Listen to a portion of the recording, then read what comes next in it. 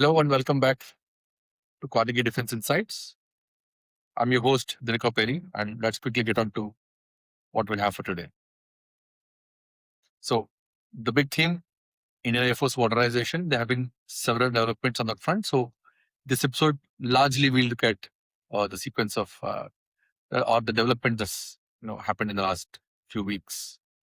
So, the big thing, Indian Air Force has issued the request for proposal, which is a formal document to commence the procurement process for 60 medium transport aircraft. That's an important tender going forward, and also an RFI, request for information, for 150 trainer aircraft. Yes, that again a mega deal. And then of course the 114 Rafale jet that actually has taken now a firm step forward, and you know the negotiations will come shortly. We'll look at that. And finally, in the AMCA, India's fifth generation program, fifth generation fighter development program, Rolls-Royce, which has also offered submitted a bid, has teamed up with Reliance Industries Limited.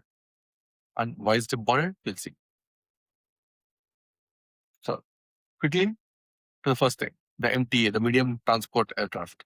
So the MTA is a really important program going forward for the Indian Air Force, because it's going to it may look only 60 aircraft, but it's very important because it's going to cut across the existing transport verticals, or rather the slabs, the load based on load carrying capacity. For instance, the lowest end of the spectrum for the Indian Air Force right now is the AN-32. That's the workhorse of the Indian Air Force. And then comes the next is the C-130, a tactical aircraft, and there are 12 of them in service. Then the bigger one is the IL-76, and that's quite a big one, 40 tons plus, but they're aging in replacement. And at the upper end is the C-17 from Globemaster, from Boeing of the US. So these are broadly the ones. And Indian Air Force, there's also the Avro, the legacy Avro, 56 of which are now in the process of being replaced by the C-295. So why is this important? Because the MTA, the medium transport aircraft, is going to be replaced two different segments of the aircraft or the existing fleets. Partly the N-32, partly the IL-76, and then optimize the load carrying categories. And that's why it's important. So as I said, what is the development? The development is that Indian Air Force has issued a firm request for proposal, which is now in the defense acquisition procedure, or the procurement process.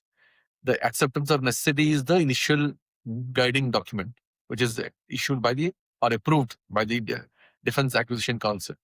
After that, the individual services issue the request for proposal to the companies concerned, and that initiates the process. The RFP is a sacrosanct document, because the specifications, timelines defined in the RFP have to be met. That's a must. So the RFP has been issued to Indian companies. Important, because these companies are supposed to tie up with foreign original equipment manufacturers and build those aircraft in India. So as per the RFP, of the 60 aircraft, 12 will come in flyaway condition, and the rest 48 will be licensed manufactured by an Indian company with a foreign OEM. The three contenders, as you can see here, the Lockheed Martin C-130 is in the race, and the country is also mentioned there, 40 tons. Then comes the next one, the Embraer C-390, as I said, 26 tons, and the Airbus A400, which is actually slightly beyond the envelope specified by the Indian Air Force, which is asked for 18 to 30 tons. And let's quickly get to the next thing. So as I said, that is the workhorse, but it's aging. There are 100 plus aircraft. It's aging. It's being modernized, but nonetheless, it needs replacement. And these are critical because these actually support high altitude operations on a daily basis. The airdropping rations, Siachen, or evacuations, carrying troops, anything. All that is done by the transport fleet. So it's really critical. And as I mentioned, the C-295 induction is already underway. So 56 of them have been contracted, but that's exactly where the A32 replacement comes in. The C295 fills a certain is expected to replace a certain segment of the A32s.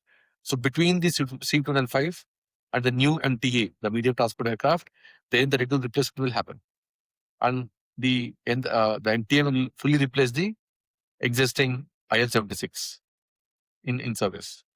So that's a reoptimization. And why is it necessary? And from an operational perspective, 2020, the standoff with China has changed the requirements of the Indian Air Force or the Army. They want to now deploy the light tank, which Zorawar under development to be enacted shortly. It is developed by DRDO and with LNT. It is 25 tons. It has to be airlifted, deployed. So that's broadly the requirement as being looked at. So we optimize transport and you have more numbers. So if required contingency happens, you can quickly airlift and deploy a regiment entirely. So it gives the flexibility of operation. So that said, Lockheed has tied up with Tata Advanced Systems Limited, and Airbus already has a existing arrangement with Tata Advanced Systems Limited, which is doing the C2L5. And Embraer has tied up with Mahindra Defense for the medium transport aircraft. And Embraer has also done another agreement with Adani for the civil transport fleet segment. So, as I said, this is the current lineup of the Indian Air Force, the transport fleet of the Indian Air Force, over 100 AN-32s, 56 Avros now under replacement, IL-76, IL-78 mid-air refuelers, in fact. They are the variant of the IL-76, 12 C-130J, 11 C-17s, and broadly, so that's about it. That's the tonnage at the end. So, and quickly, the other one, the new trainer aircraft. The trainer aircraft, this is the stage 3 trainer, which is essentially for pilots to graduate from training to frontline fighter jets, supersonic fighter jets. This is the conversion. That conversion happens on the stage 3 jets, and currently that's the British Hawk advanced jet trainer. So the new aircraft are meant to succeed the AJT in due course, and it's a long-term process because this is just a RFI, which is the initial, more like in simple parlance, the market survey to see what is available in the market. So once the responses come in, interest and responses come in, Indian Air Force will actually go through what is available and then finalize its specifications so that those requirements are realistic. So that's the RFP is expected sometime end of next year, and about 5 years the delivery time once the contract is signed. So RFP issued and contract signing are again some distance away. So realistically, the new trailers will only come in mid 2035 broadly. So that's it. As I said, currently the Indian Air Force operates the Pilatus, the Swiss Pilatus, as the basic trainer aircraft, and it is looking to enact the indigenous AJT that has been developed by HAL. Contract has already been signed. Now, inductions have to happen in due course. And there's an intermediate jet. And then, of course, then there comes an AJT, advanced jet training, three-stage training. And then cadets move to individual training, supersonic. They move on to the AJTs, the others to other segments as designated. And then a quick update on the 114 Rafale. We have been following it very closely. So end of July, France has formally sent the response to the request sent by the Indian Ministry of Defense for 114 Rafale jets. So again, 96 will one squadron, 18 aircraft will come in flyaway condition. The rest 96 will be manufactured in India by a private company. Expected to be Tata, which is already has a tie-up with Dassault Aviation for components and others, other things. So it's an existing type that's expected to be scaled and expanded for this. And the important point is now that the response is in, Indian Ministry of Defense is expected to respond to this in the next few weeks, probably the next this month or by next month at least, which will formally initiate the negotiations or then what's called cost negotiation committee or contract negotiations, as referred to. So that will actually be the crucial phase, but a lot of work has already been done. India, as you can see, as is well known, Indian Air Force already operates at 6 Rafale, and in Navy has 26 Rafale M, or the Marines, for the carriers under contract, and the deliveries will begin mid 2028 and completed in about 1.5 years by 2030, mid 2030. So that's already happening. So there's already enough understanding of what's required, what exactly is needed, the costing to a large extent. All that is available. So the contract is expected, and as stated by senior Air Force officials, they're confident that the contract can be concluded in this financial year, which is March 31st, 2027. The Air Force is confident. So let's see that. And now one final thing on the Air Force modernization, as I mentioned, on the AMCA, India's fifth generation fighter. That's how it's expected to look like. So Reliance Industries and Rolls-Royce have signed a teaming agreement, come to an understanding that if Rolls-Royce gets selected for the engine development, this is a new engine to be co-developed with, between the two, or the foreign OEM will co-develop with India for the Mark II of the AMCA. So again, just very quickly, we'll come to this. So this engine has been selected for the LCA Mark II and also the AMCA Mark I. For the development of the AMCA and also the AMCA Mark I, about 2 squadrons expected. But after this, after the initial couple of squadrons of Mark I, a new, more capable AMCA Mark II is expected with a 120 kilonewton engine to be co-developed. So, for context, India has been talking to Safran of France for a while, pre-COVID, in fact. A deal was closed, but then it did not happen for a variety of reasons. And then the other engine manufacturers, Rolls-Royce and GE, had come into the fray.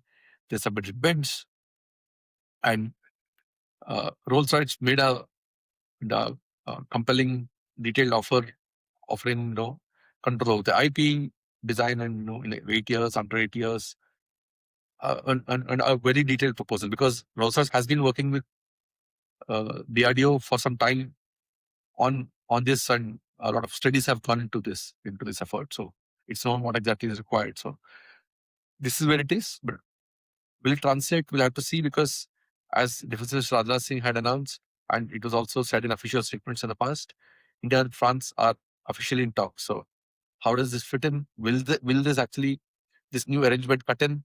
That has to be seen. And the reason this is important is because this marks a re-entry into the defense segment for Reliance Industries Limited, headed by Mukesh Ambani. Reliance Industries, for context, most of the reports that was missed when this reporting was done, is that Reliance Industries entered the defense industry a little over a decade back, 2013, 2014, around that time. But then that was the time when the Indian defense segment was in a churn. But the massive industry was in a churn.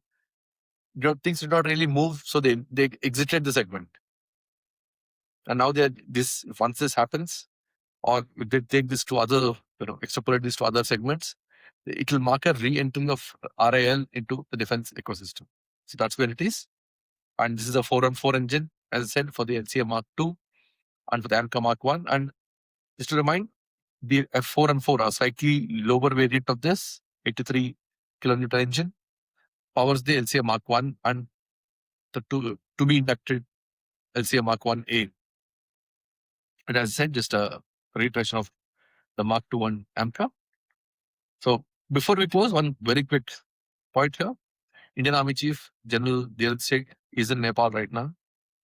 He reached there Sunday evening for an official visit, August 17th and August 19th, till tomorrow. And during which he was actually conferred yesterday on Monday, he was conferred the honorary rank of General of the Nepal Army.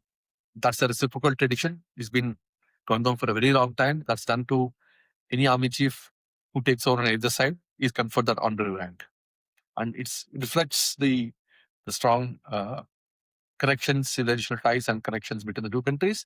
That said, General Singh also has one tough question on his agenda. We don't know what the outcome of the talks are. Probably something will come out in due course.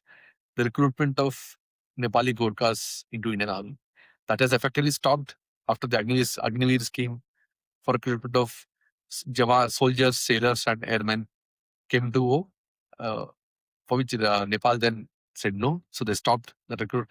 Nepali Gorkhas just stopped entirely. But I've been asking for a resolution to this. But right now there is no other way of recruitment in the Indian army and the soldier level. So how does that log jam be broken? We have to see. It's been pending for a while. So let's see what comes out of that front. On that note, that's all for today. Thank you, and we'll come back with another episode very soon. Perfect. None can